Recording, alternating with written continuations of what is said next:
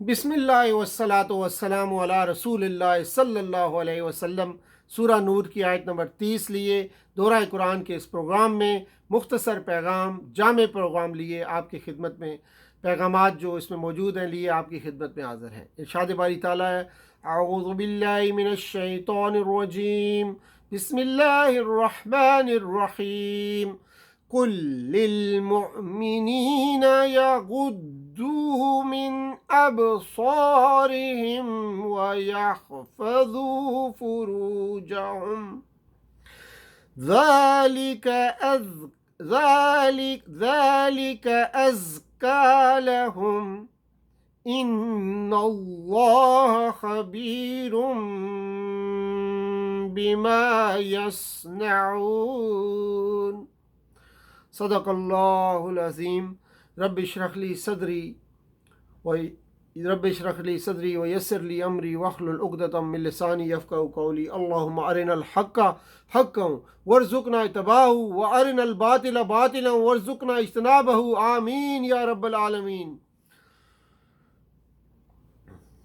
اس آیت کی روشنی میں انشاءاللہ آج ہم اسلام کا نظام حیا اور پردہ بیان کریں گے۔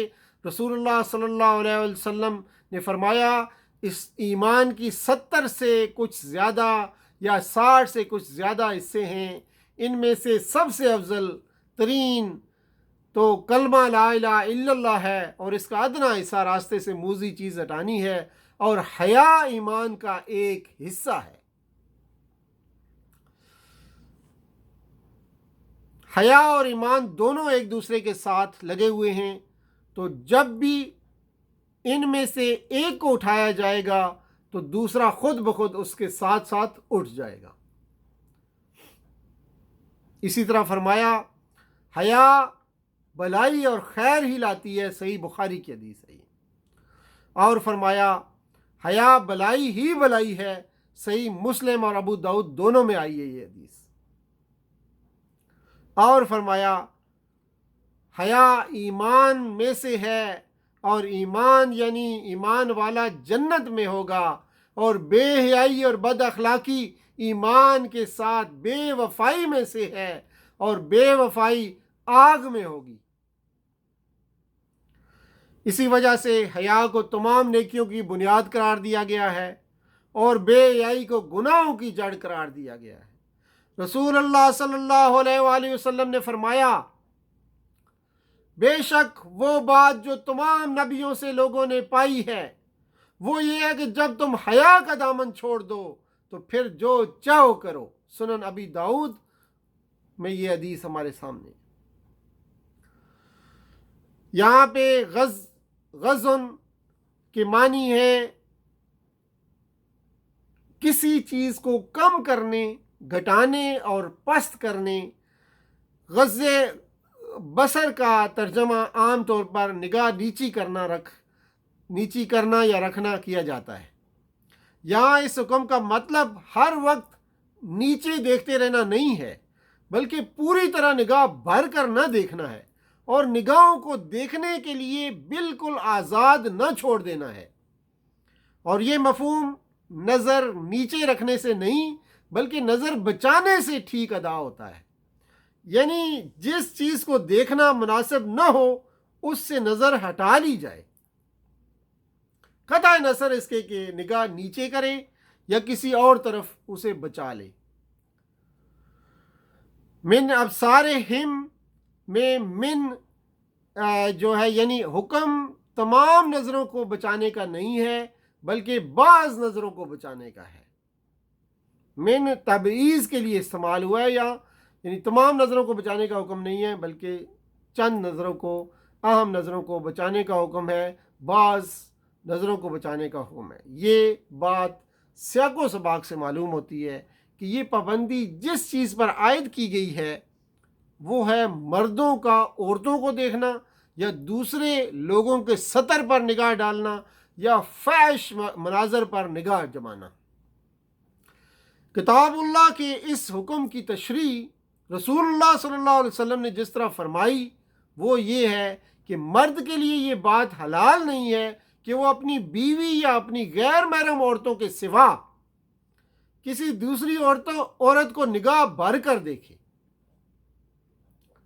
ایک دفعہ اچانک نظر معاف ہے، لیکن یہ معاف نہیں ہے کہ پہلی نظر میں جہاں کوئی کشش محسوس کی ہو وہاں پھر نظر دوڑائے۔ نبی صلی اللہ علیہ وسلم نے اس بات کی دیدہ بازی کو آنکھ کی بدکاری سے تعبیر فرمایا ہے، اور آپ صلی اللہ علیہ وسلم نے فرمایا آدمی اپنے تمام آواز سے زنا کرتا ہے، تب شرمگاہیں یا تو اس کی تکمیل کر دیتی ہیں یا تکمیل کرنے سے رہ جاتی ہیں۔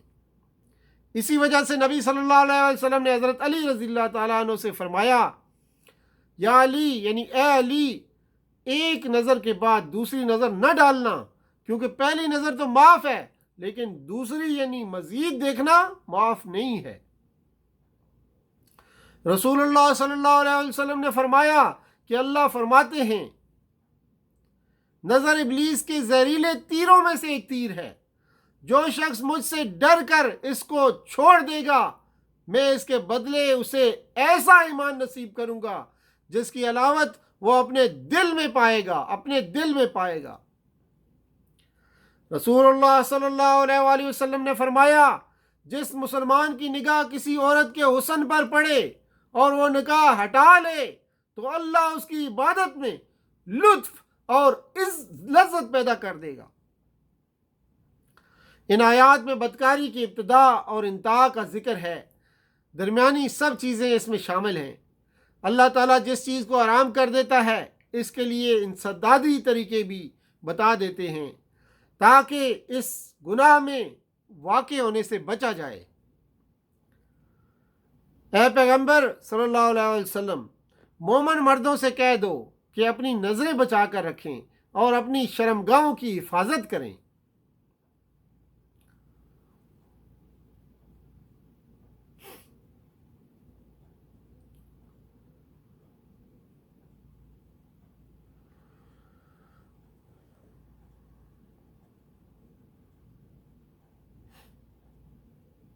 یعنی اگر نظر کی حفاظت ہوئی اور بچا کر رکھا گیا تو شرمگاہ بدکاری سے بچ جائے گی، ورنہ نظر شرمگاہ کے بدکاری میں واقع ہونے کے لیے ابتدائی سیڑھی ہے اور یہ سیڑھی فراہم کر دیتی ہے۔ شرمگاہوں کی حفاظت سے مراد یہ ہے کہ نفس کی خواہش پورا کرنے کی جتنی ناجائز صورتیں ہیں ان سب سے اپنی شرمگاہوں کو محفوظ رکھیں۔ مراد اس آیت کی ناجائز اور حرام شہوت رانی اور اس کے تمام مقدمات اور دوائیے کو ممنوع کرنا ہے، جن میں سے ابتدا اور انتہا کو تصریحاً بیان فرما دیا گیا ہے۔ کل المومنین کے الفاظ سے یہ بات نکلتی ہے کہ نظریں بچانا اور شرمگاہ کی حفاظت کرنا تقاضائے ایمان ہے۔ غض بصر کی ہدایت بڑی عام ہدایت ہے۔ نگاہ در حقیقت مرد و عورت کے درمیان اولین کاسد کا کام کرتی ہے۔ اگر اس کے اوپر ایمانداری کے ساتھ کوئی پیرا بٹھا دے تو وہ شیطان کے بہت سے فتنوں سے امان میں ہو جائے گا۔ فرمایا ذالک ازکی لکم، یہ ان کے لیے زیادہ پاکیزہ طریقہ ہے۔ پاکیزگی سے اخلاقی پاکیزگی بھی مراد ہے اور جسمانی پاکیزگی بھی مراد ہے یہاں، یعنی اخلاق کی پاکیزگی کے ساتھ تمہارے جسم بھی خطرناک بیماریوں سے محفوظ رہیں گے۔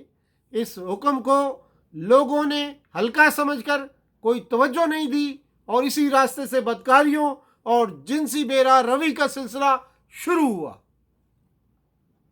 حتیٰ کہ 1983 میں اس کے برے نتائج ایڈز کی بیماری کی شکل میں نمودار ہوئے، جس پر پوری دنیا متفق ہے کہ اس کا سبب جنسی بے راہ روی ہے، اور جنسی بے راہ روی میں سب سے زیادہ خطرناک سبب عمل قوم لوط ہے، جس کی آج کے مہذب دنیا نے نجی آزادی سمجھ کر قانونوں نے اس کی آزادی دے رکھی ہے۔ اس مرض نے دیکھتے دیکھتے پوری دنیا کو اپنی لپیٹ میں لیا ہے اور آج تک اس کا کوئی علاج دریافت نہیں ہوا ہے۔ ابھی تک پوری دنیا میں 35 मिलियन से भी ज़्यादा, 36 मिलियन से भी बढ़ के मरीज़ हैं, और अंदाज़ा ये है कि कल 20 करोड़ तक मरीज़ होंगे, कुल 20 करोड़ से भी ऊपर तक मरीज़ होंगे जो रिपोर्ट नहीं हुए हैं। पाकिस्तान में इस वक्त तकरीबन हज़ारों में मरीज़ हैं, और अंदाज़ा ये है कि ये तादाद लाखों के लगभग होगी जो रिपोर्ट नहीं हुई है।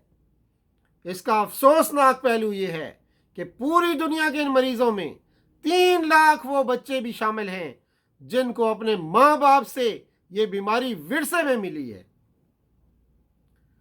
इससे भी ज़्यादा ख़तरनाक बात यह है कि इन मरीज़ों में 33 लाख उन बच्चों की तादाद है जो एड्स ज़दा माँ बाप के पास ज़िंदगी गुजार रहे हैं, और उनको ये ख़तरा हमेशा रहता है कि किसी भी वक्त उनको भी ये जानलेवा बीमारी लग जाए और नाकर्दा गुनाह की वो भी सज़ावार हो जाएं।